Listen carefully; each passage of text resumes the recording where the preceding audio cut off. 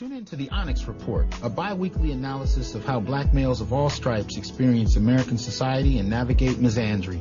Join me, Dr. T. Hassan Johnson, Associate Professor of Africana Studies at Fresno State and founder of the concept of black masculinism, to examine the issues that impact the lives of black males, from history to politics, media to policy, spirituality to economics. Join me to explore the hidden stories of black men and boys, and we'll discern them from the stories imposed on them.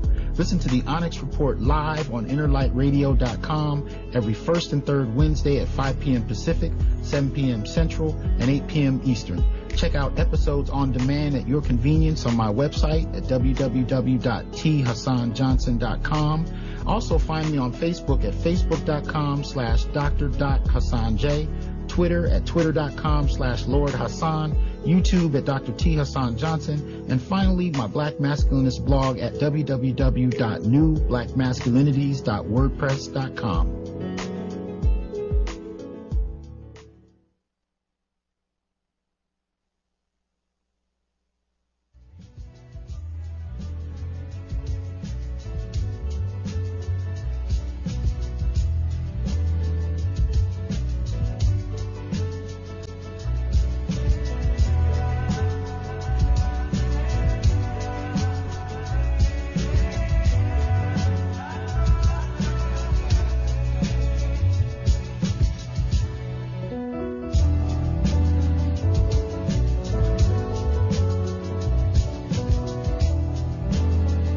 Welcome to the Onyx Report, a program that critically analyzes the experiences, histories, and perceptions of black males in American society.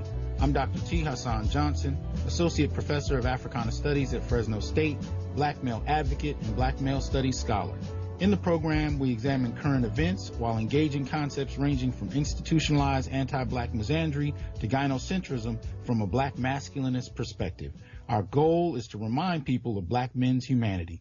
Call in after a half hour to the show at 310-928-7733. All right. Welcome back to the Onyx Report with Dr. T. Hassan Johnson. We are first and third Wednesdays of each month, so it's good to be back. Today we're going to be dealing with the subject, or I should say, of this today's show is black men, their silent mobilization, and the Joker, framing the black masculinist movement. So I'm going to be talking a little bit about that soon enough. But as you know, if you've been a listener, this is our, ninth episode. But what I like to do is start with some of the current events just to kind of frame a little bit about a black masculinist perspective while also giving a sense of where we are in the current moment. So since the last show, one of the major things that's been in the news has been the death of one Tatiana Jefferson in Fort Worth, Texas, a young black woman killed by a police officer who was called in to investigate by a neighbor the condition of the house, what may have been happening. I think there was a front door open. Nevertheless, the police officer came around the back and apparently shot her, and they're currently debating about whether or not she had a gun and or aimed it at him first, which is really strange considering that if she was in the home babysitting and heard a noise, that even if she was, potentially defending herself, apparently the officer didn't make his presence known. So either way, there's definitely going to be an investigation. The officer, to my knowledge, has stepped down, but at the end of the day, there's much more to be dealt with, especially after the recent killing of one Botham Jean, also in Texas, by a white female officer who came into his home claiming that she mistook it for hers and shot him while he sat on his couch eating ice cream. So these cases need to be drawn out and examined, and it'll be interesting to see how this plays out, all considering. But peace to the Jefferson family in regard to Tatiana herself. Another article that was out, I also posted in my social media, was the 1995 murder conviction of one Anthony Lemons in Cleveland, Ohio. His conviction was overturned after the court found that prosecutors withheld evidence during his trial, and he was wrongfully imprisoned. And I try to point these out as regularly as I can because they seem to be quite constant, especially in regard to black men. And that's mainly because black men are one of the only groups, if not the preeminent group, that can be charged with a crime strictly on the basis of being black and male. And that often holds up enough for men to do decades in prison.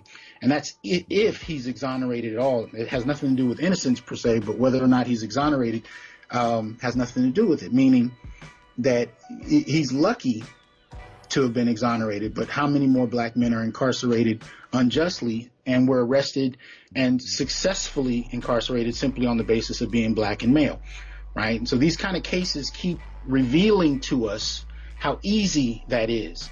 And most black men that I speak to who are aware of their status in society are concerned about that on a regular basis. It's nothing that ever really leaves the consciousness, knowing whether you're driving your car, whether you're at the store, or whether you're walking around in your own home. There's really not a moment where you might not find yourself victim to any host of things that can take place. And the public can soon lose interest or forget about you altogether if they know about you at all.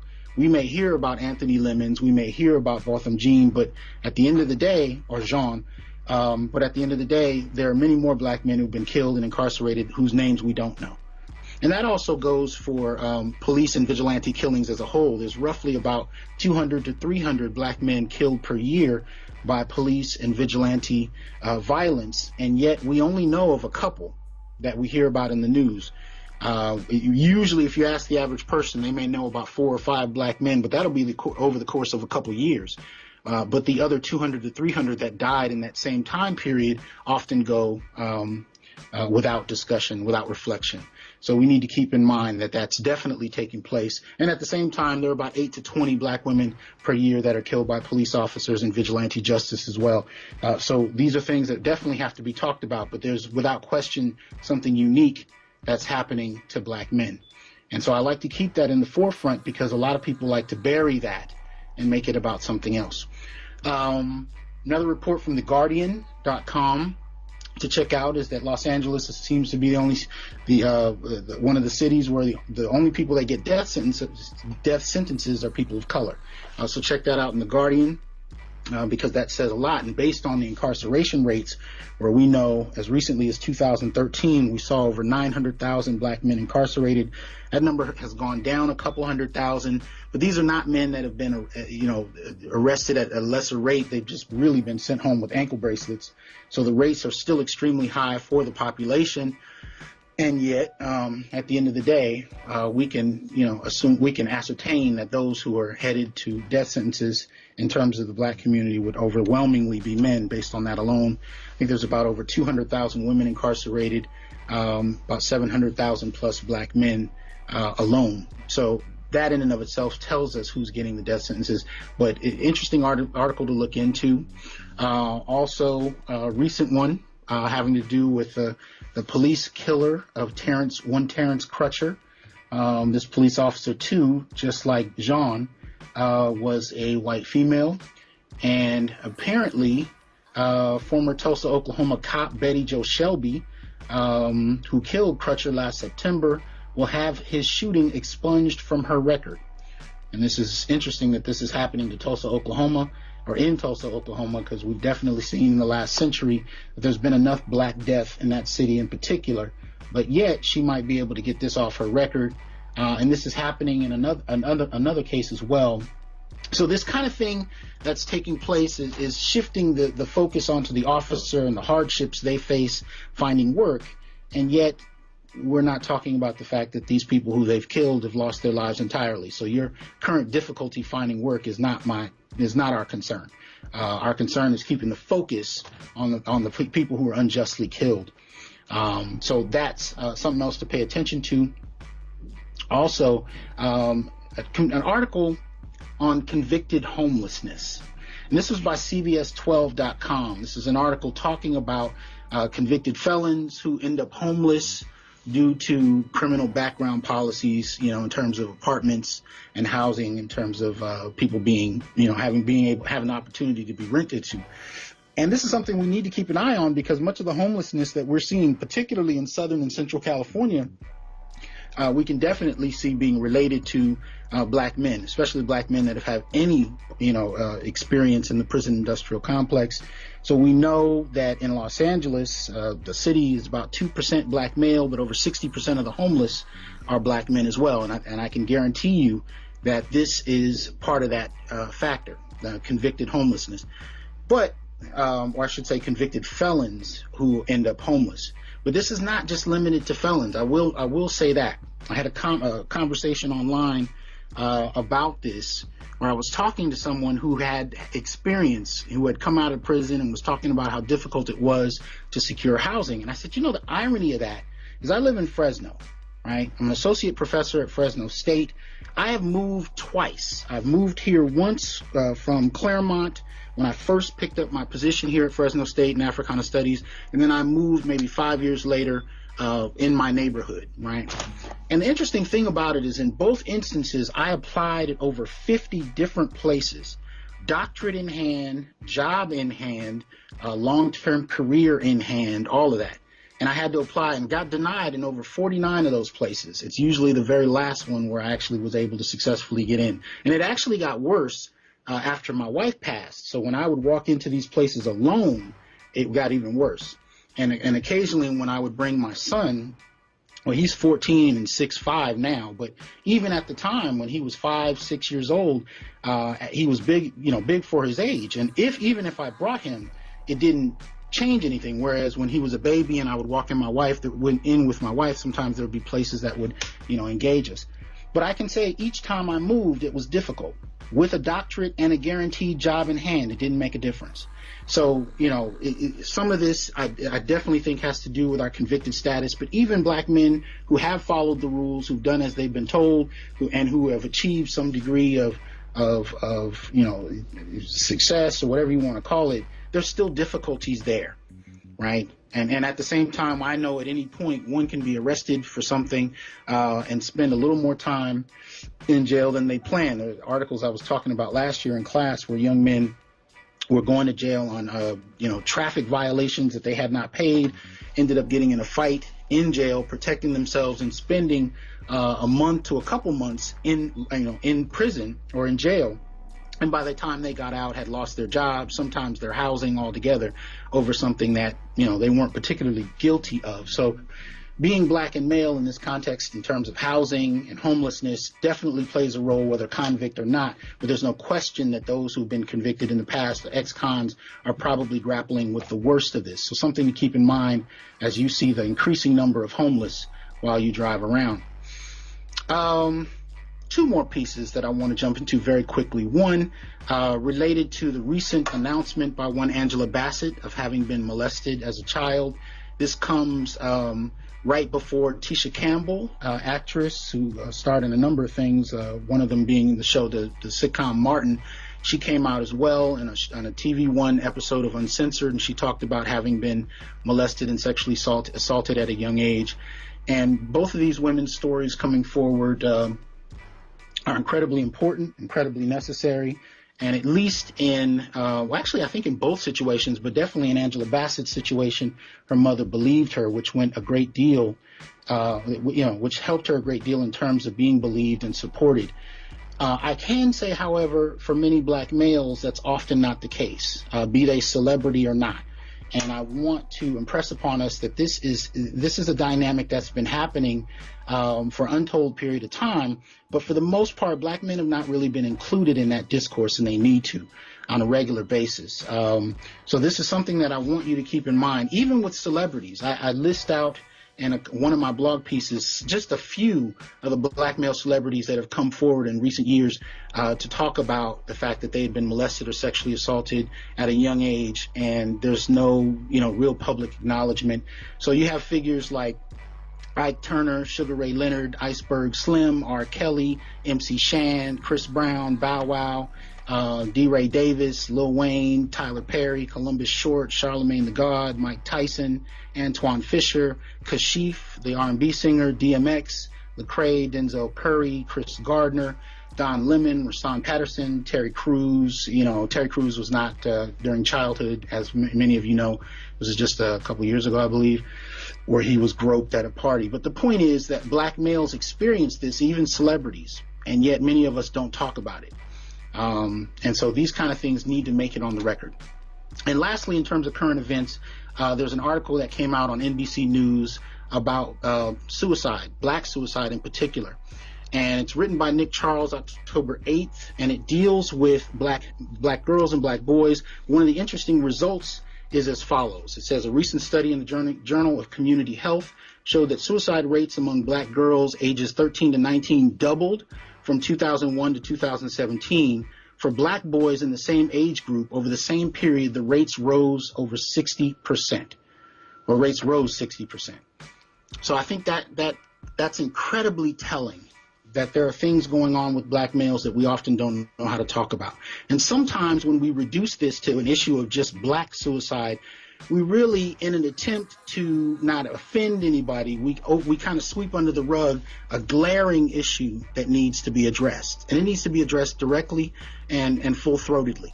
That this is an issue that black males are facing in unprecedented numbers that needs to be grappled with, needs to be dealt with head on, and really shouldn't be tiptoed through. We need to actually deal with what's going on with black males. Now, in terms of suicide, one of the tropes that we know over the last number of years is that even across race, women attempt suicide in much higher numbers than men. Men complete suicide in much higher numbers than women. And these numbers hold true even in the black community. So in terms of the suicidology.org, one of the most recent 2017 reports, it says that as of 2017, it looks like there are about 641 black women who've been killed, who've committed suicide, and over 2,421 black males. Again, we need to be able to explore what's going on, but again, we also have to be full-throated about addressing our boys, which is interesting because the recent GQ article on new black masculinities presents the problem of toxic masculinity and suggests a solution. And this is not a surprising solution for the most part, dealing with these new definitions of progressive masculinities that are very affirming and very influenced by feminist engagements, feminist conceptualizations of what masculinity should be. And yet, at the end of the day, we're going to talk about toxic masculinities and ignore the increased suicide rates, the increased incarceration rates, the increased dropout rates, the increased penalization rates of K through 12 black male students. I can go on, and we're going to ignore all of that while talking about toxic masculinity. So these are some of the problems that frame the current moment. And so, wanting to deal with this movement that I've identified, that I'm referring to as a black masculinist movement, this is something I wrote about a number of years ago in my first book. In the first book, I was dealing with hip-hop, and I basically did for the hip-hop class I was teaching. And one of the things I realized is that when I wrote the book, I based portions of it off my dissertation. When I was writing about black masculinism, I actually came to the conclusion that I hadn't reflected theoretically on black men. I had only learned to do so with black women. So from undergrad, from 1992 to 2007, all the way through my doctorate, the only time we had discussed gender with any degree of specificity, theoretically speaking, is again in regard to women and strictly along black feminist lines. I had not reflected on black men. And so when writing my book on hip hop, when I got to I think I actually had 3 sections on gender. 2 of them ended up being about black women. And when I got to black men, I didn't have anything comparable to say with the same level of detail. And so that was my first introduction to me on how much was lacking. So I ended up kind of diving in over the years, and it helped me kind of expand and push through. Nevertheless, today's episode is inspired by 3 pieces of media that I had a chance to deal with in the last week. The first of which was the article by GQ on new black masculinities I mentioned a moment ago.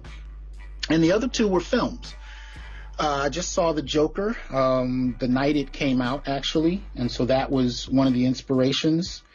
for tonight, as well as a throwback film from 1973, I believe, Claudine. And I watched it. I even showed it in one of my classes, partly in honor of the recently passed Diane Carroll, but also to really engage some of the issues that the film Claudine brings back up. Suffice it to say, I forgot that Gladys Knight and I mean, she sang an incredible soundtrack to the film, and I mean, is the embodiment of sexy in terms of 1973. If you go back and listen to that soundtrack, she's ridiculous. And the only song I can think of, you know, sexier than the makings of you is probably Mavis Staples' "Let's Do It Again." But anyway, watching Claudine, I actually saw some things in the film that kind of threw me, because I've been watching that film most of my life, but I had not reflected on it from the standpoint of an adult black male.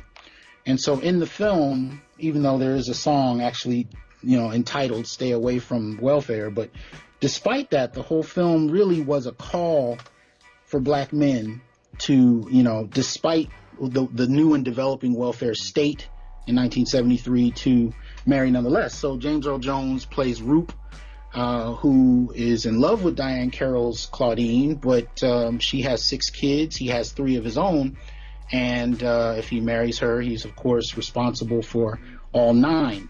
And so that was the thrust of the film, and I didn't realize how much of that was pushing black men, despite what it could do to them at the time and to this moment.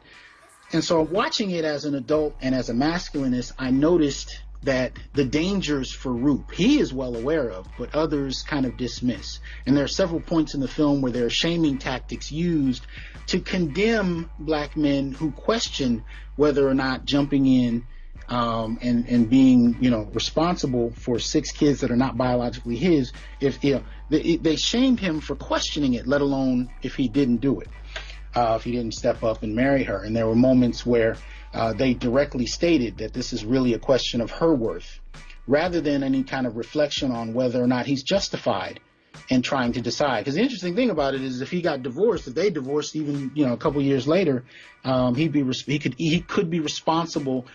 He could continue to be responsible for children that aren't necessarily his either. And of course, the withdrawing of welfare support in line with the man in the house rule, meaning that there would be reduced welfare if there's a man that she's associated with. So these kind of things I'm noticing were even, you know, shamed in 1973. And so it got me to kind of thinking. But by the time we get to the Joker, something interesting happens, you know, because it's a highly controversial film right now, but it's mainly controversial because it's dealing with a conflation between mental health as well as protests about you know, the political disenfranchisement, about the elite and the poor. And so the kind of conflating of the two in the body, particularly of one white male played by Joaquin Phoenix, and this kind of what people feared would be, you know, a dramatizing, a sensationalizing of violence. And one can argue that any violence shown in media is in some form sensationalized, but I think the film deals with some other issues that are relevant even to black men, because at the end of the day, Arthur Fleck, played by Phoenix, who becomes the Joker, is really representative of something that America hasn't come to grips with, and that's the vulnerability of men.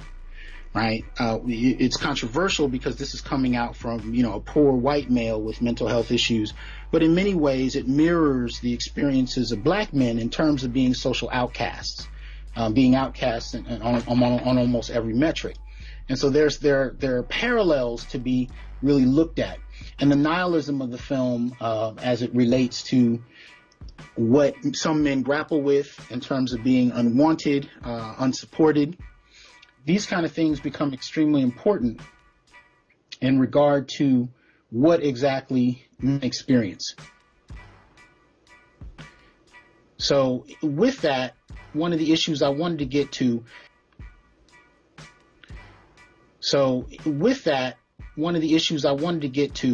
with black males in particular and we can relate this to Joker.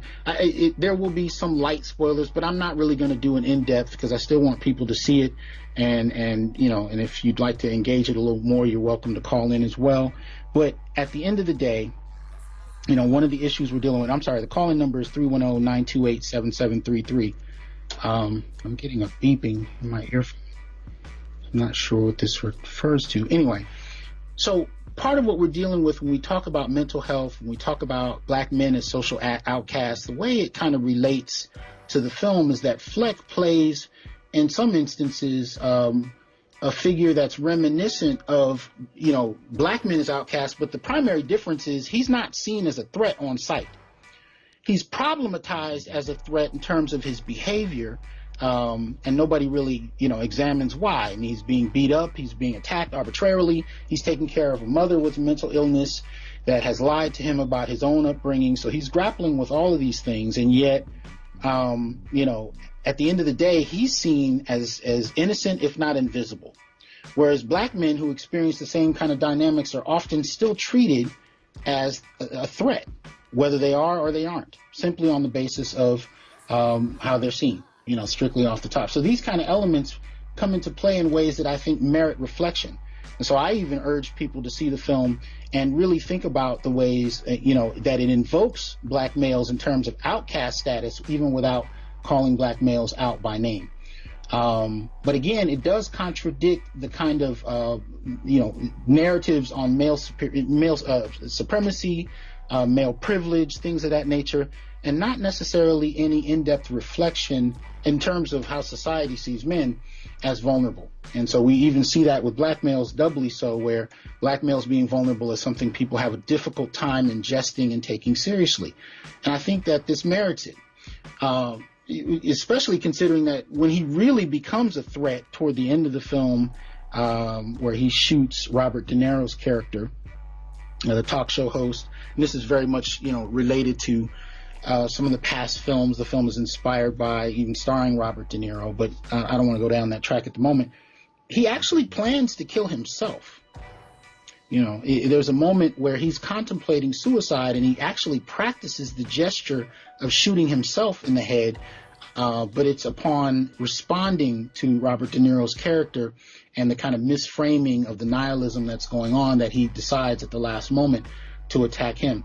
But what I'm seeing there is still a relationship between this kind of outcast status and, not being heard, not being seen, and being mischaracterized. And I think there are some parallels that merit discussion. So tonight, in talking about the Black Masculinist movement, I wanted to first frame what it is, how it functions, and why it is. Black masculinism is a concept that, yes, I developed and I've talked about, especially on my blog, where I deal with what masculinism means, what black masculinism means, why it's necessary to actually analyze phenomena historically and contemporarily from a black male standpoint. I do advocate for that, but understand, this movement with black men has been happening long before the term has been coined. In other words, movements are a response to conditions, whether they are named or not. And in this instance, in regard to black men, especially from the 1960s to the 1970s, black men began responding to society, their social role in it, the social expectations put upon them. They began even then. And this is kind of what Claudine brought up for me as well. And I talked about this in class after we watched the film, because it's at this time that we have a cross section of things taking place that impact black males in the 1970s. Some of them stem from the 1960s, but they definitely come into play in the 1970s.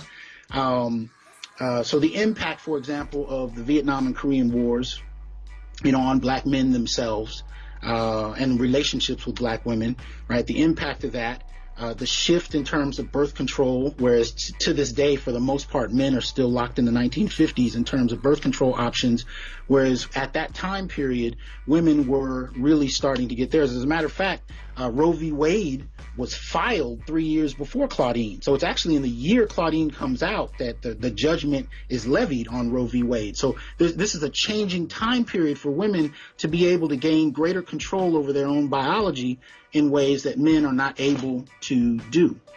And so these kind of change dynamics as well. We have, as I discussed earlier, the man in the house rule in terms of welfare access. We have family court policy, right? Family court policy that is beginning to lay the strong foundation of leveraging for women in regard to child custody issues, as well as judgments on alimony, right? So this dynamic is starting to gain traction. And it's black men that feel it first, because black men are overwhelmingly poor, statistically speaking, and their feet are much closer to the ground. So these types of judgments, the impact of lack of birth control, any kind of advancement of birth control, the impact of the wars, the impact on not having access to welfare, the impact of family court judgments, these things impact poor black men definitely early on. And so strategies and tactics for responding to these situations is something that black men are discussing, but it's very much on a low level, because there are very few spaces that black men can dialogue with only other black men. So you're really talking about the barbershop, you're talking about the locker room. It's very limited.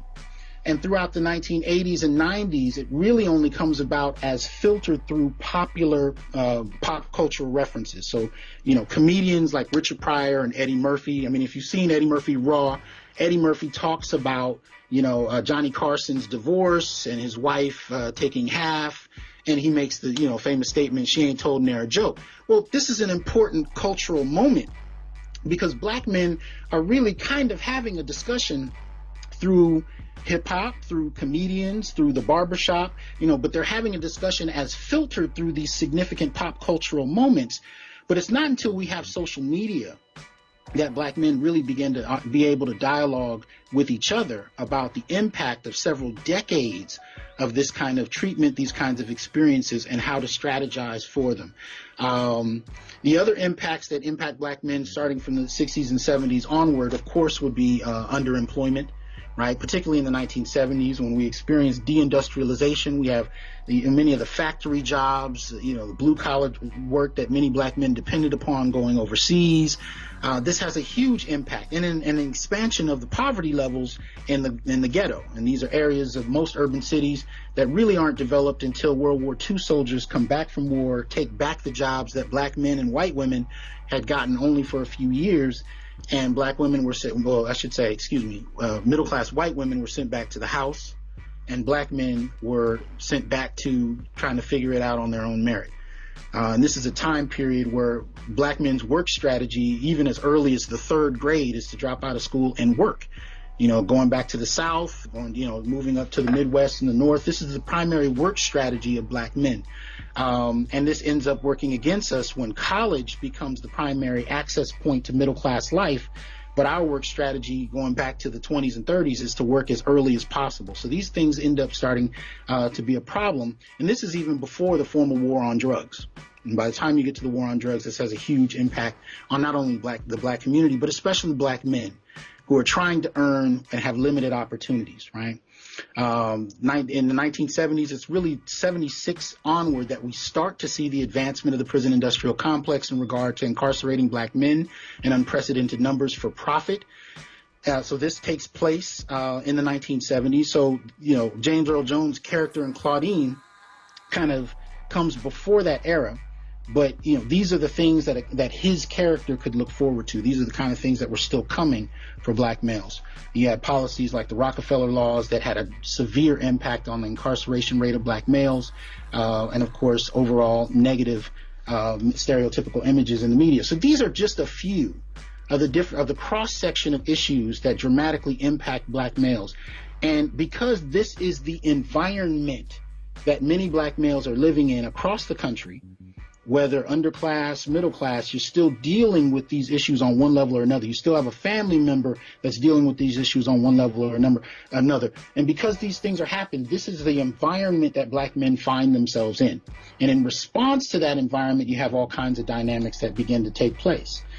So in this movement that I'm referring to, this movement that questions what role black men play in the country, if their consistent underemployment becomes a feature that black women tend to expect. You even hear them in the 1980s and 90s where you hear songs about, if you want to, you're not going to be able to date me without a job.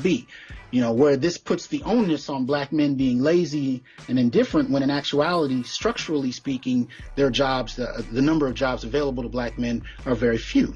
So despite this mischaracterization, we're seeing it in the culture and pop culture in particular, and we're hearing about it from everyday men who are talking about the social expectations of them in relationships that they're often not able to live up to, especially if those expectations begin to traverse into the area of fantasy, where in reality, the social expectations of black men to play the role of man in America, which is often defined and has been defined by wealth, has been defined by the capacity to provide others security, is definitely a standard we see standardized and framed by white men.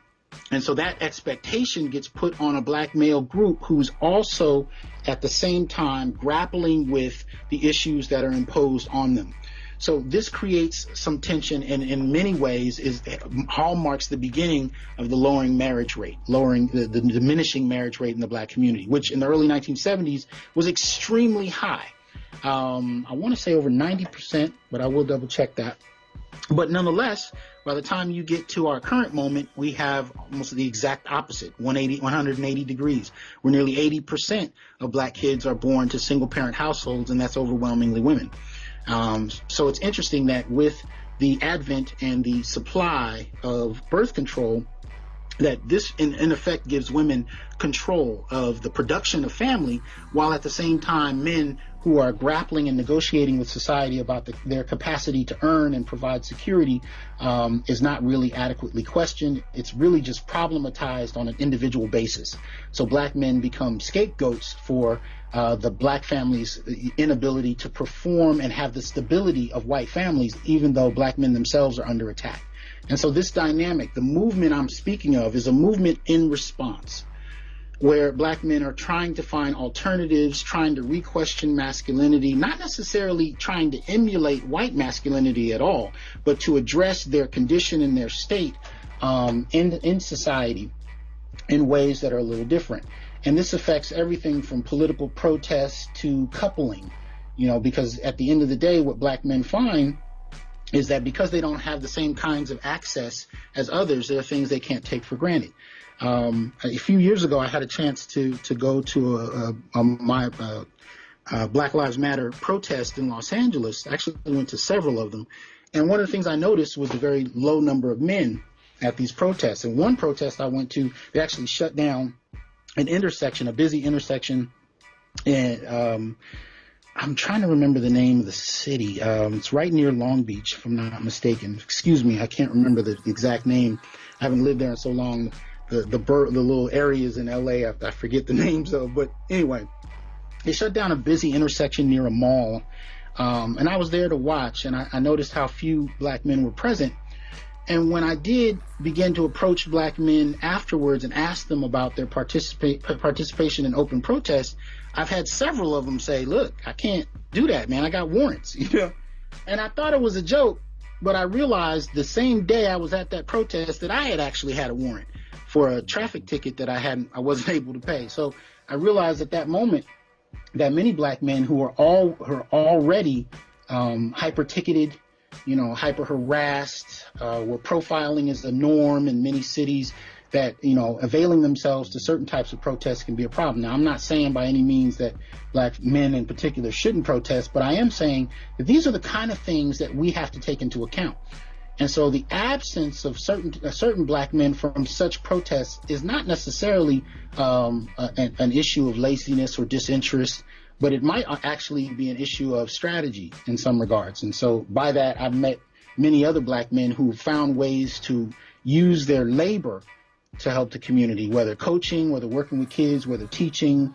I found black men doing it in that way. But even when even professional black men find themselves vulnerable to police hyper-ticketing and arrest, that tells you something. And then, of course, we're still dealing with political issues like voter discrimination, right? So black men vote Democrat in the second highest numbers often. When you look at some of the recent elections that have taken place, it's only black women that have outvoted black men as far as the Democratic Party is concerned. But nobody's talking about how many black men are disenfranchised from their ability to vote, especially due to incarceration or past incarceration. And yet they're still voting in the second highest rates in regard to, you know, Democrats' electoral candidates. And yet nobody's talking about that. So the response by black men of voting at that second highest level, whether you agree with Democrats or not, is not really what I'm pointing to here. But just that they're doing it is part of the strategy that I'm talking about. It is a movement that does recognize a need for a political response, but a careful and measured way of doing so, taking into account the lived everyday experiences of black men who know that they're vulnerable to hyper incarceration, hyper arrest, strictly on the basis of being black men. So this is the kind of movement I'm talking to. And when I label it Black Masculinist, I'm only doing so because by giving it a name, it is my hope that we can see what black men are actually doing and have been doing for quite a while. And that is responding to their environment in the only ways they can, while trying to strategize new ways to do so. Now, by no means am I suggesting that every black man is doing this, but I am saying that when you start to look at things from a macro level and you look at the behavior of groups of people on a large enough scale, you find traits, you find tropes that are similar and point to mass, mass actions. And I think those need to be taken into account and viewed as what they are, strategy. Even when we talk about, and I do this in a blog article I wrote on why Generation X was fatherless on my blog, and basically what I was saying is that even though there's a drastic stereotype that drastically impacts black males on a negative level, as far as the whole idea of black men not being fathers, when in actuality black men tend to be some of the best fathers in terms of the recent data coming out in the last few years, spending time with their children, so on and so forth. It's actually black males that rate the highest, despite that we ignore that for stereotypes of fatherlessness. To the extent that we have fatherlessness, much like with Rupe's character and Claudine, there are other factors that need to be taken into account. Inconsistent employment, so on and so forth. All of these things dramatically impact black men's presence, especially in families that they may or may not have wanted. We have a very dismissive way of dealing with that by saying, well, he shouldn't have had sex. And I remember people used to say the same kind of things before women had access to much greater numbers of different types of birth control, but nobody questions that now. So with the limited birth control options that men have, somehow we've made sex synonymous with parental responsibility. And that's a conservative argument, but it doesn't necessarily play out on the ground with everyday people living their lives. So, again, in terms of black male presence in the family, the statistics actually show us that it's far more participatory than black men have been given credit for. But to the extent that black men, especially in the 70s and 80s, were absent, we don't think about it as a response to family court judgment. We don't think about it as a response to the welfare state and the impact on black men, the man in the house rule. We don't think about those things as strategic responses. We think about it as black male failure, but we don't look at the conditions that black men are responding to. And those things are just a snippet of some of the areas that constitute the environment that black men are responding to. And so by the time you get to relationships, again, dating and mating strategies are shaped by the environment. And black men's dating mating strategies, in terms of pushing away from formal marriage, in terms of developing a kind of almost marital relationship without marriage. These things are not just happening because black males are hypersexual and just want sex. I mean, that's the prevailing idea in many circles. But in reality, it has everything to do with the family court and how that impacts black men. And so how do black men negotiate relationships without involving the state and potentially disrupting the entirety of their lives? I mean, for the most part, I think it's over 70% of divorces are initiated by women. So what happens if you marry, especially if she already has kids, you already have kids, and she divorces you? Well, especially if it's happening more than once, you're really talking about a reality that can become very easily unfeasible. I mean, My own stepfather is in his 70s. He's still paying back child support for a child who is a month younger than me, in his mid-40s. And the irony is his ex-wife has long since passed away, and yet he's still, as a senior citizen, paying child support. So, we're talking about lifelong sentences for decisions that other people make quite readily. And so black men's responses to this, again, we have to put into a different context and raise different questions. And we even need to look at how the relationships impact one another, right? I mean, at the end of the day, if we're looking at marriage per se, how does a couple of decades of inconsistent employment or, how does that impact how black men are perceived, right? What kinds of attitudes and beliefs does that put on the table about black men's incapability? And these are stereotypes that are propagated in media as well. How does that shape black men and women's behavior and perceptions of each other? And black men's perceptions of themselves even, right? How do these things shape? David Data, author of The Superior Man, defines something I found very interesting. He talks about how men and women interpret love. And he says women interpret love in terms of a man's capacity to provide security and adoration for women. But he says men interpret love in terms of respect and loyalty. And what's interesting about that is if you have a population of men who, for the most part, find themselves structurally banned from being able on a mass level to provide the security that is synonymous with the very idea of manhood, what then happens to how those men are respected or have partners who are loyal to them? What does that do to the very concept of respecting men and providing loyalty? Right? And I'll tell you, across race, respect is the oxygen men breathe. And I don't mean that arbitrarily, because everybody wants respect, but I'm saying most particularly for men, respect means a great deal. And without it, one can argue there are even physiological responses that we can talk about, but we don't have the time. I will say this much, though. Again, in relationships, if men function and interpret love on the basis of respect and loyalty, but they're structurally blocked from being able to play the role that men play to generally garner respect and loyalty, particularly from women, but also from family in general, what happens over decades to relationships?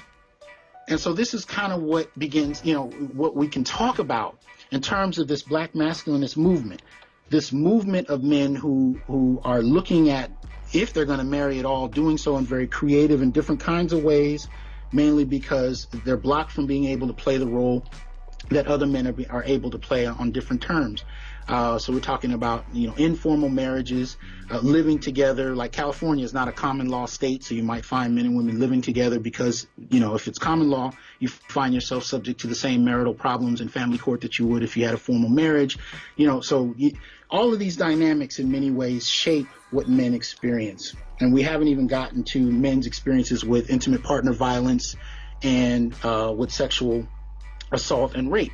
And the data shows us that in terms of sexual assault and rape, that the CDC in particular did a study that was prioritized and made into an article on time.com, and they talked about how the data shows us that the rates are almost the same in terms of sexual assault and rape against or toward men as victims, as they are as initiators. And black men in particular, especially when you factor in incarceration and the different concepts for explaining and understanding men's experience with sexual assault and rape, that black men in particular experience it at much higher rates, right? And even in terms of intimate partner violence, the rates show that intimate partner violence is bidirectional, meaning that the violence initiated by men toward women and women toward men is almost equal.